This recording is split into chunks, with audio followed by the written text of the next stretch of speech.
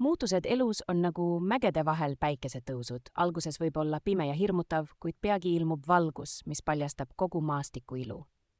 Me kardame sageli tundmatut, lukustades end mugavustsooni, samal ajal kui meie potentsiaal jääb avastamata.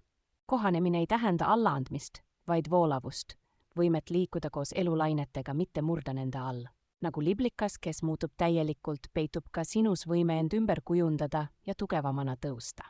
Igal väljakutsel on õppetund, igal tagasilöögil tarkus, need ei määratle sind, vaid kujundavad sind. Bambusena marus, paindu, aga ära murdu, paindlikkus on sinu suurim jõud muutuste tuules.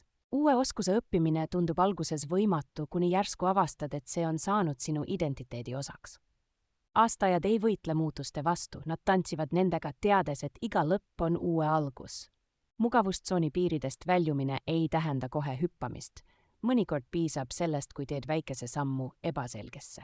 Nagu jõgi, mis kohaneb iga takistusega oma teel, leiad ka sina alati tee edasi, mõnikord läbi, mõnikord ümber, kuid alati edasi.